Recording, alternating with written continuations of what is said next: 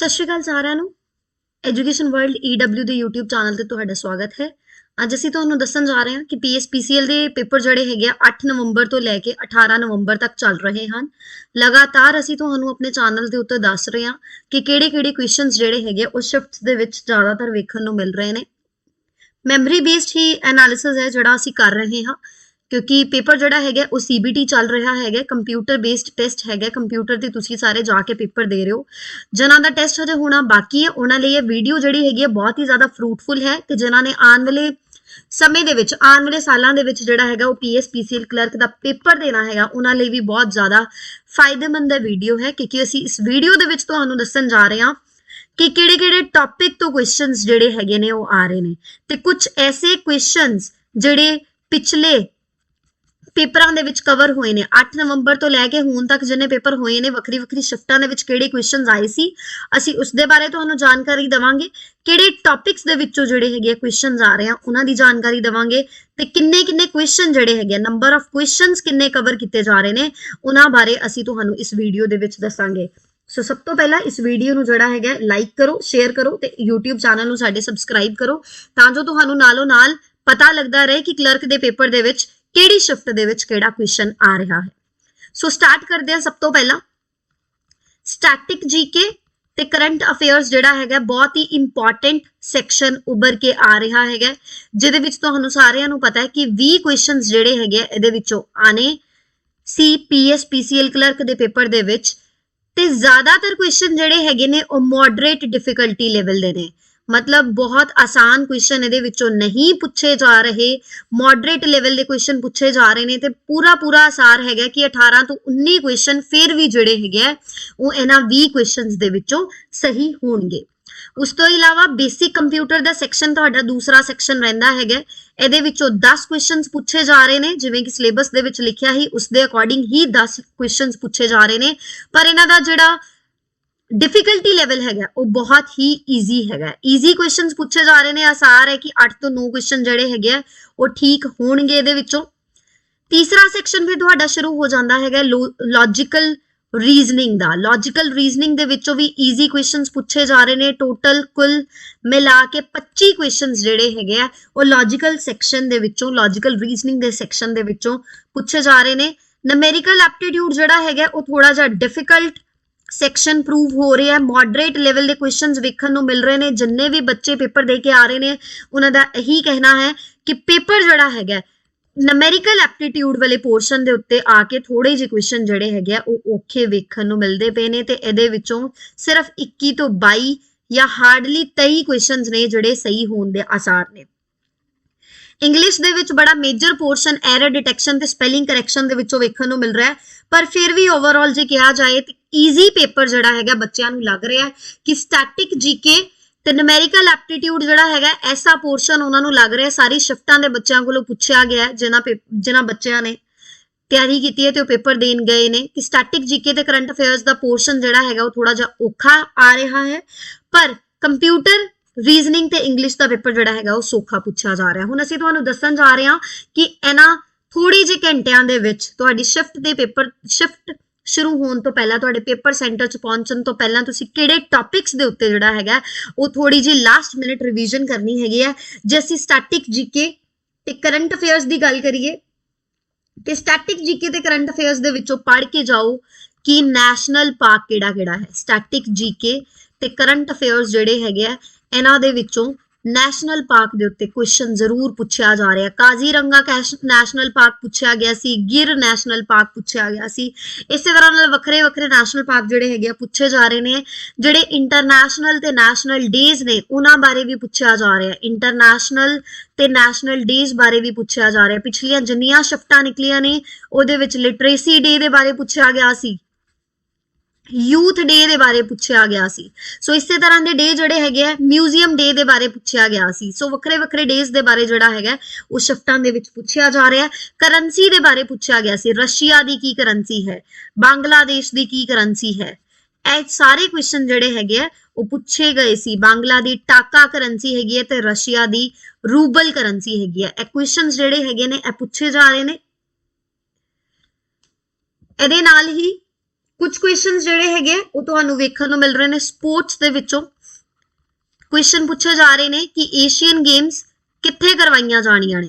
Questions पूछे जा रहे हैं कि ओलंपिक गेम्स ਜਿਹੜੀਆਂ ਹੈਗੀਆਂ ਉਹ ਕਿੱਥੇ ਕਰਵਾਈਆਂ ਜਾਣੀਆਂ ਨੇ प्लेयर ਦਾ ਨਾਮ ਪੁੱਛ ਕੇ ਪੁੱਛਿਆ ਜਾ ਰਿਹਾ ਕਿ ਉਹ ਕਿਹੜੀ ਸਪੋਰਟ ਦੇ ਨਾਲ ਜਿਹੜਾ ਹੈਗਾ ਉਹ ਐਸੋਸੀਏਟਡ ਹੈਗਾ ਸਟੇਡੀਅਮਸ ਬਾਰੇ ਪੁੱਛਿਆ ਜਾ ਰਿਹਾ ਹੈ ਕਿ ਕਿਰਨ ਰਿਜੀਜੂ ਨੇ ਹਾਲ ਹੀ ਦੇ ਵਿੱਚ ਕਿਹੜਾ ਸਟੇਡੀਅਮ ਜਿਹੜਾ ਹੈਗਾ ਸੀ ਉਹ ਸਟਾਰਟ ਕੀਤਾ ਹੈਗਾ ਅੱਗੇ ਅਸੀਂ ਤੁਹਾਨੂੰ ਦੱਸਣ ਜਾ ਰਹੇ ਹਾਂ ਕਿ ਕਿਹੜੇ-ਕਿਹੜੇ ਕੁਐਸਚਨਸ ਜਿਹੜੇ ਹੈਗੇ ਆ ਉਹ ਪੁੱਛੇ ਜਾ ਰਹੇ ਨੇ ਉਹ ਵੀ ਕਲੀਅਰਲੀ ਡਿਸਕ੍ਰਾਈਬ ਅਸੀਂ ਤੁਹਾਨੂੰ ਕਰਾਂਗੇ ਮੈਂਸ਼ਨ ਕਰਕੇ ਦਵਾਂਗੇ ਇਸ ਰਿਗਾਰਡਿੰਗ ਕੁਐਸਚਨ ਪੁੱਛੇ ਜਾ ਰਹੇ ਨੇ ਜਿਵੇਂ ਕਿ ਪੈਰਿਸ 2024 ਇਹਦੇ ਵਿੱਚ ਜਿਹੜੀਆਂ ਹੈਗੀਆਂ ਉਹ 올림픽ਸ ਹੋਣੀਆਂ ਨੇ 올림픽ਸ ਅਗਲੀ ਜਿਹੜੀਆਂ ਹੈਗੀਆਂ ਉਹ ਕਿੱਥੇ ਹੋਣੀਆਂ ਨੇ ਪੈਰਿਸ ਦੇ ਵਿੱਚ ਹੋਣੀਆਂ ਨੇ ਇਸੇ ਤਰ੍ਹਾਂ ਨਾਲ ਕੁਐਸਚਨ ਉਹਨਾਂ ਨੇ ਇੱਕ ਇਹ ਵੀ ਪੁੱਛਿਆ ਸੀ ਕਿ ਏਸ਼ੀਅਨ ਗੇਮਸ ਜਿਹੜੀਆਂ ਹੈਗੀਆਂ ਉਹ ਕਿੱਥੇ ਜਿਹੜੀਆਂ ਹੈਗੀਆਂ ਉਹ ਆਰਗੇਨਾਈਜ਼ ਕੀਤੀਆਂ ਜਾਣਗੀਆਂ सो 2022 ਦੀਆਂ ਜਿਹੜੀਆਂ ਏਸ਼ੀਅਨ ਗੇਮਸ ਹੋਣੀਆਂ ਹੈਗੀਆਂ ਉਹ ਚਾਈਨਾ ਦੇ ਵਿੱਚ ਹੋਣਗੀਆਂ ਸੋ ਇਸੇ ਤਰ੍ਹਾਂ ਨਾਲ ਸਪੋਰਟਸ ਦੇ ਕੁਐਸਚਨ ਵੀ ਪੁੱਛੇ ਜਾ ਰਹੇ ਨੇ ਹਿਸਟਰੀ ਦੇ ਵਿੱਚੋਂ ਕੁਐਸਚਨ ਪੁੱਛਿਆ ਜਾ ਰਿਹਾ ਹੈ ਬਿਕਾਲ ਫੋਰਟ ਕਿੱਥੇ ਹੈਗਾ ਇਦਾਂ ਦੇ ਕੁਐਸਚਨ ਜਿਹੜੇ ਹੈਗੇ ਉਹ ਪੁੱਛੇ ਜਾ ਰਹੇ ਨੇ ਬੁੱਕ ਐਂਡ ਆਥਰ ਦੇ ਉੱਤੇ ਕੁਐਸਚਨ ਪੁੱਛੇ ਜਾ ਰਹੇ ਨੇ कि केड़ी बुक दा ऑथर जड़ा हैगा वो कौन हैगा अवार्ड्स बहुत सारे पूछे जा रहे हैं देखो नोबल प्राइजेस ते बहुत सारे इहदे विच कवर किए जा रहे हैं फ्लोरेंस नाइटिंगेल ऑफ इंडिया ਇਹਦੇ ਸਵਾਲ ਪੁੱਛੇ ਜਾ ਰਹੇ ਨੇ ਕਿ ਇਹ ਅਵਾਰਡ ਜਿਹੜਾ ਹੈਗਾ ਕਿਸ ਨੂੰ ਮਿਲਿਆ ਇਸ ਲਈ ਪੜ੍ਹ ਕੇ ਜਾਓ ਕਿ ਜਿਹੜਾ ਰੀਸੈਂਟਲੀ ਅਵਾਰਡਸ ਮਿਲੇ ਨੇ ਕਿਹੜੇ-ਕਿਹੜੇ ਤੇ ਕਿੰਨੂੰ ਮਿਲੇ ਨੇ ਹਾਲ ਹੀ ਦੇ ਵਿੱਚ ਪਦਮ ਭੂਸ਼ਣ ਤੇ ਪਦਮ ਸ਼੍ਰੀ ਅਵਾਰਡਸ ਵੀ ਮਿਲੇ ਨੇ ਉਹ ਵੀ ਕਰੰਟ ਅਫੇਅਰ ਦੇ ਵਿੱਚ ਪੁੱਛੇ ਜਾ ਰਹੇ ਨੇ ਤੇ ਉਹ ਵੀ ਜਿਹੜੇ ਹੈਗੇ ਤੁਸੀਂ ਇਹਦੇ ਵਿੱਚ ਜ਼ਰੂਰ ਪੜ੍ਹ ਕੇ ਜਾਓ सो अगला सैक्शन ਜਿਹੜਾ ਸਾਡਾ ਆਂਦਾ ਹੈਗਾ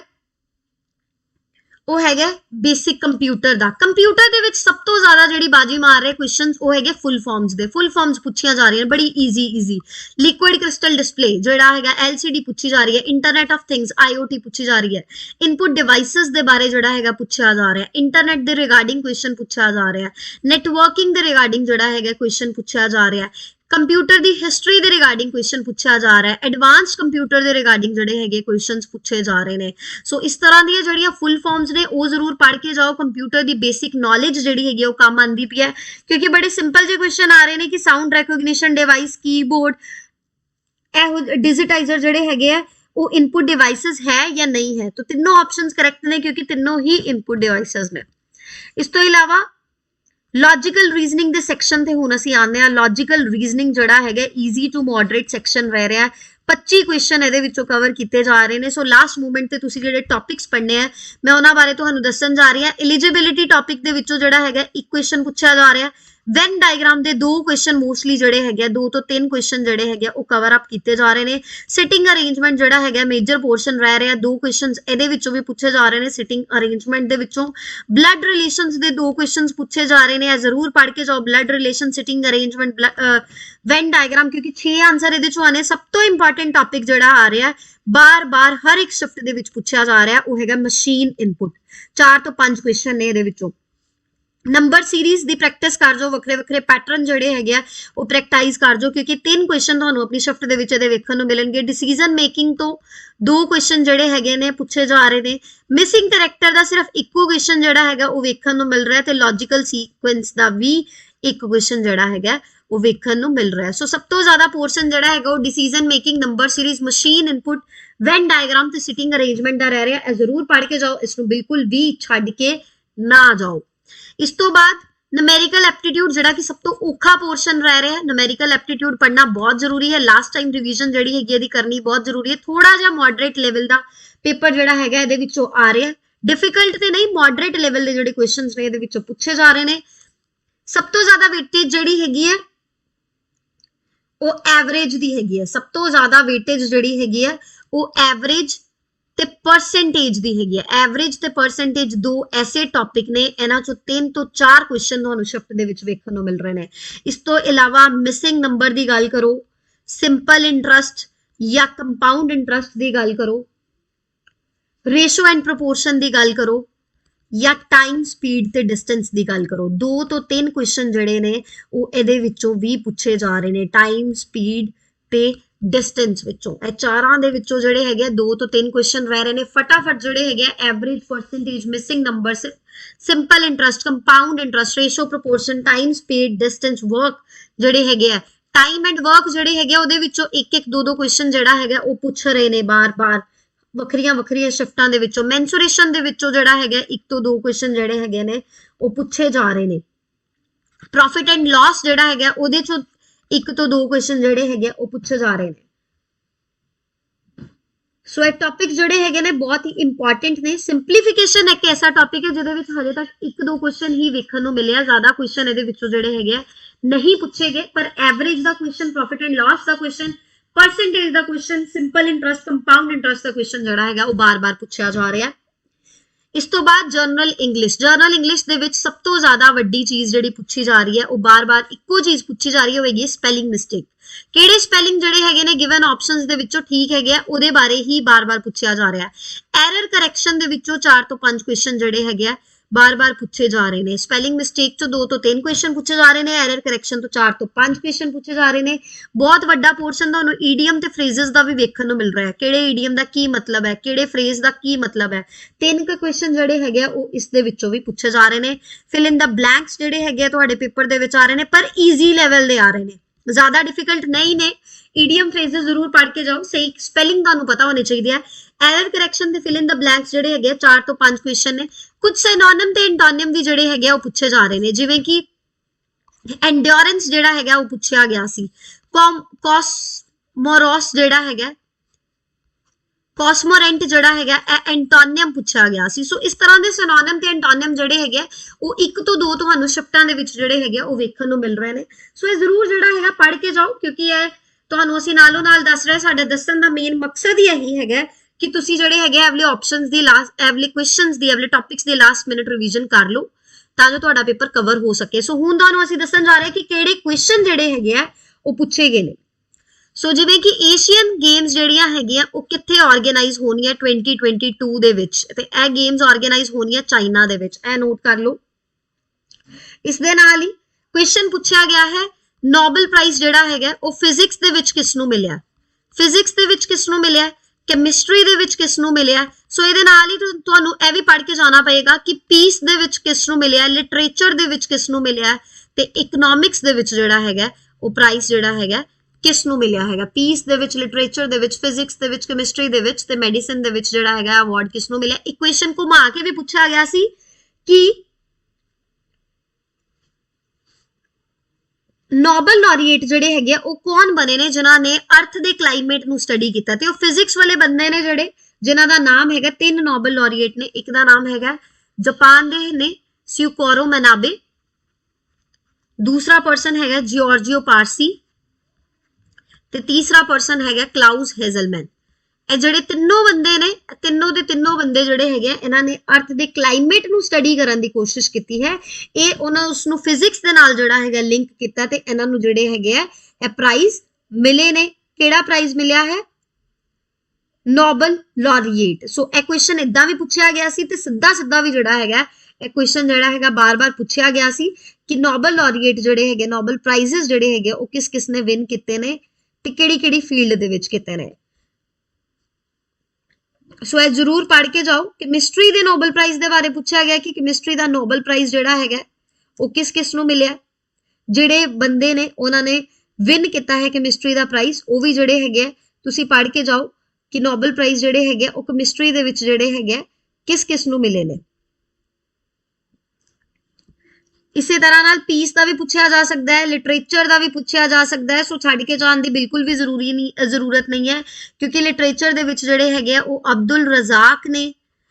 ਰਜ਼ਾਕ ਗੁਰਨਾਹ ਨੇ ਜਿਸਨੇ ਲਿਟਰੇਚਰ ਚ ਪ੍ਰਾਈਜ਼ ਜਿੱਤਿਆ ਹੈਗਾ ਪੀਸ ਪ੍ਰਾਈਜ਼ ਦੋ ਬੰਦਿਆਂ ਨੇ ਜਿੱਤਿਆ ਡਿਮਿਟਰੀ ਮੁਰਾਟਾਓ ਨੇ ਨਾਲ ਤੁਹਾਨੂੰ ਰਿਵੀਜ਼ਨ ਵੀ ਕਰਵਾ ਦਿੰਦੇ ਆ ਡਿਮਿਟਰੀ ਮੁਰਾਟਾਓ ਤੇ ਮਾਰੀਆ ਰੈਸਾ ਜਿਹੜੇ ਹੈਗੇ ਇਹਨਾਂ ਨੇ ਪੀਸ ਦੇ ਵਿੱਚ ਜਿਹੜਾ ਹੈਗਾ ਉਹ ਪ੍ਰਾਈਜ਼ ਜਿੱਤਿਆ ਫਿਜ਼ਿਕਸ ਦੇ ਵਿੱਚ ਮੈਂ ਤੁਹਾਨੂੰ ਆਲਰੇਡੀ ਦੱਸਤਾ ਕੈਮਿਸਟਰੀ ਦੇ ਵਿੱਚ ਜਿਹੜੇ ਹੈਗੇ ਬੈਂਜਾਮਿਨ ਲਿਸਟ ਤੇ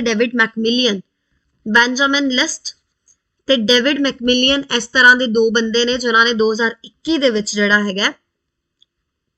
ਬੈਂਜਾਮਿਨ ਲਿਸਟ ਐਂਡ ਡੇਵਿਡ ਮੈਕਮਿਲੀਅਨ ਨੇ ਪ੍ਰਾਈਜ਼ ਜਿੱਤਿਆ ਹੈਗਾ ਇਕਨੋਮਿਕਸ ਦੇ ਵਿੱਚ ਜਿਨ੍ਹਾਂ ਨੇ ਜਿੱਤਿਆ ਉਹਦਾ ਨਾਮ ਹੈਗਾ ਗਿਊਡੋ ਇੰਬੈਂਸ। ਇਹ ਨਾਮ ਤੁਹਾਨੂੰ ਯਾਦ ਕਰਨੇ ਪੈਣੇ ਆ। ਤੇ ਡੇਵਿਡ ਕਾਰਡ, ਤੇ 3 ਬੰਦੇ ਨੇ ਜਿਨ੍ਹਾਂ ਨੇ ਇਹਨੂੰ ਸ਼ੇਅਰ ਕੀਤਾ। ਤੀਸਰੇ ਬੰਦੇ ਦਾ ਨਾਮ ਹੈ ਜੋਸ਼ੂਆ ਐਂਗਰਿਸਟ।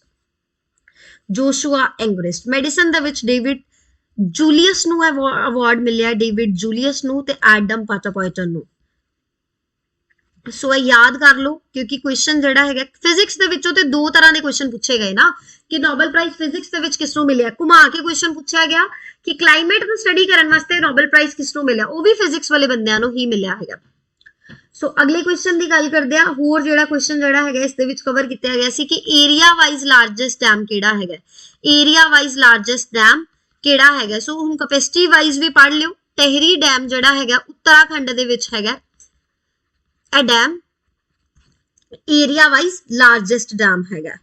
ਇਸ ਦੇ ਨਾਲ ਇੱਕ ਕੁਐਸਚਨ ਹੈ ਪੁੱਛਿਆ ਗਿਆ ਕਿ ਗਿਆ ਜਿਹੜਾ ਸ਼ਹਿਰ ਹੈਗਾ ਇਹ ਕਿਹੜੀ ਨਦੀ ਦੇ ਕਿਨਾਰੇ ਵਸਦਾ। ਕਿਹੜੀ ਨਦੀ ਦੇ ਕਿਨਾਰੇ ਜਿਹੜਾ ਹੈਗਾ ਵਸਦਾ। ਗੰਗਾ ਦੀ ਟ੍ਰਿਬਿਊਟਰੀ ਹੈਗੀ ਹੈ ਫਾਲਗੂ ਰਿਵਰ। ਫਾਲਗੂ ਨਦੀ ਦੇ ਕਿਨਾਰੇ ਜਿਹੜਾ ਹੈਗਾ ਇਹ ਸ਼ਹਿਰ ਵਸੇਦਾ ਹੈਗਾ।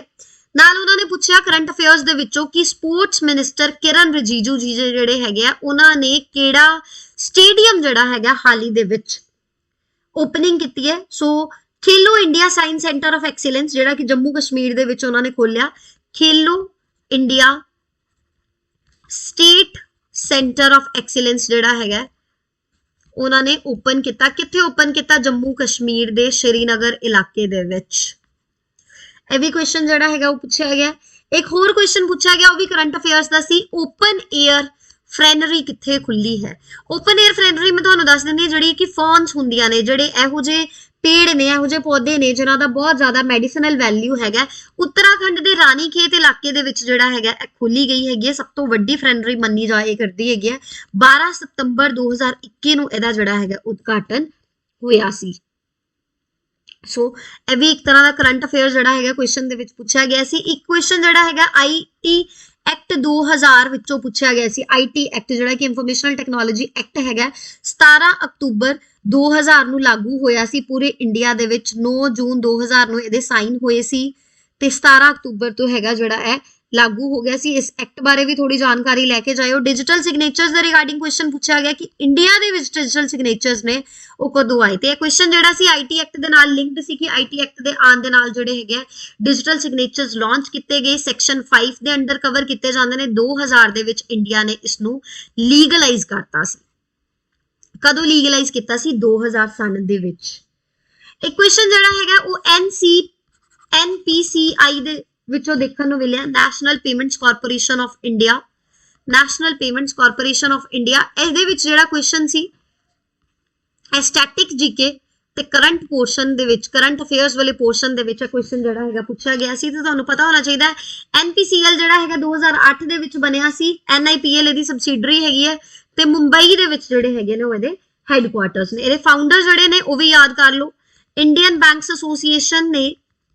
RBI ਦੇ ਨਾਲ ਜਿਹੜਾ ਕਿ ਸੈਂਟਰਲ ਬੈਂਕ ਹੈਗਾ ਇੰਡੀਆ ਦਾ ਉਸ ਦੇ ਨਾਲ ਮਿਲ ਕੇ ਜਿਹੜਾ ਹੈਗਾ ਉਹ NPCI ਨੂੰ ਬਣਾਇਆ ਸੀ, national payment corporation of India. ਇੱਕ ਕੁਐਸਚਨ ਜਿਹੜਾ ਹੈਗਾ ਉਹ ਇਹ ਪੁੱਛਿਆ ਗਿਆ ਕੋਵਿਡ ਪੈਂਡੈਮਿਕ ਦੇਖੋ ਬਹੁਤ ਸਾਰਾ ਚੱਲ ਰਿਹਾ ਹੈ। ਕੋਵਿਡ ਪੈਂਡੈਮਿਕ ਦੀ ਵੈਕਸੀਨ ਬਾਰੇ ਜ਼ਰੂਰ ਪੜ੍ਹ ਕੇ ਜਾਓ। ਕੁਐਸਚਨ ਆਇਆ ਸੀ ਕਿ ਮਲੇਰੀਆ ਦੀ ਕਿਹੜੀ ਮੈਡੀਸਿਨ ਹੈ ਜਿਸ ਨੂੰ ਸੈਂਕਸ਼ਨ ਮਿਲ ਗਿਆ ਹੈ, ਜਿਸ ਨੂੰ ਅਪਰੂਵਲ ਜਿਹੜਾ ਹੈਗਾ ਉਹ ਮਿਲ ਗਿਆ। ਸੋ ਨੋਟ ਕਰ ਲਓ ਮੌਸਕਿਰਿਕਸ। ਬਹੁਤ ਆਸਾਨ ਹੈ ਨਾਮ ਯਾਦ ਰੱਖਣਾ ਕਿਉਂਕਿ ਮੌਸਕੀਟੋ ਨਾਲ ਮਲੇਰੀਆ ਹੁੰਦਾ। ਸੋ ਮੌਸਕਿਰਿਕਸ ਜਿਹੜੀ ਹੈਗੀ ਉਹ ਦਵਾਈ ਹੈਗੀ ਹੈ ਜਿਹਨੂੰ WHO ਨੇ ਐਂਡੋਰਸ ਕੀਤਾ ਹੈਗਾ। ਸੋ ਅਕਤੂਬਰ ਦੇ ਮਹੀਨੇ ਦੇ ਵਿੱਚ ਜਿਹੜਾ ਹੈਗਾ ਯੂਰਪ ਨੇ ਵੀ ਇਸ ਨੂੰ ਯੈਸ ਕਰਤੀ ਸੀ, ਅਪਰੂਵਲ ਦੇਤੀ ਸੀ ਕਿ ਹਾਂ ਇਹ ਜਿਹੜੀ ਹੈਗੀ ਹੈ ਪਹਿਲੀ ਮੈਡੀਸਿਨ ਐਸੀ ਹੈ, ਫਸਟ ਮੈਡੀਸਿਨ ਆਫ ਮਲੇਰੀਆ ਜਿਸ ਨੂੰ ਜਿਹੜੀ ਹੈਗੀ ਉਹ ਅਪਰੂਵਲ ਮਿਲ ਗਈ ਹੈ ਯੂਜ਼ੇਜ ਦੇ ਲਈ, ਜਿਹੜੀ ਲੋਕਾਂ ਨੂੰ ਜਿਹੜੀ ਹੈਗੀ ਉਹ ਐਜ਼ ਅ ਵੈਕਸੀਨੇਸ਼ਨ ਦਿੱਤੀ ਜਾਏਗੀ। ਸੋ ਇਹ ਵੱਖਰੇ ਵੱਖਰੇ ਕੁਐਸਚਨ ਸੀ ਜਿਹੜੇ ਪੁੱਛੇ ਗਏ ਸੀ। ਆਈ ਹੋਪ ਕਿ ਤੁਹਾਨੂੰ ਜਿਹੜੇ ਹੈਗੇ ਆ ਪਸੰਦ ਆਏ ਹੋਣ। ਸਾਡੇ YouTube ਚੈਨਲ ਨੂੰ ਐਜੂਕੇਸ਼ਨ ਵਰਲਡ EW ਨੂੰ ਜਿਹੜਾ ਹੈਗਾ ਸਬਸਕ੍ਰਾਈਬ ਕਰ ਲਓ। ਬੈਲ ਆਈਕਨ ਜਿਹੜਾ ਹੈਗਾ ਉਸ ਨੂੰ ਕਲਿੱਕ ਕਰ ਲਓ ਫਟਾਫਟ ਕਿਉਂਕਿ ਨਾਲੋਂ ਨਾਲ ਤੁਹਾਨੂੰ ਪਤਾ ਲੱਗਦਾ ਜਾਏਗਾ ਕਿ ਕਿਹੜੀ ਵੀਡੀਓ ਜਿਹੜੀ ਹੈਗੀ PSPCL ਕਲਰਕ ਦੇ ਲੇਟੈਸਟ ਕੁਐਸਚਨਸ ਜਿਹੜੇ ਕਵਰ ਅਪ ਕੀਤੇ ਜਾ ਰਹੇ ਨੇ ਸ਼ਿਫਟ ਦੇ ਵਿੱਚ ਉਹਦਾ ਨੋਟੀਫਿਕੇਸ਼ਨ ਤੁਹਾਨੂੰ ਨਾਲੋਂ ਨਾਲ ਮਿਲ ਜਾਏਗਾ। ਧੰਨਵਾਦ।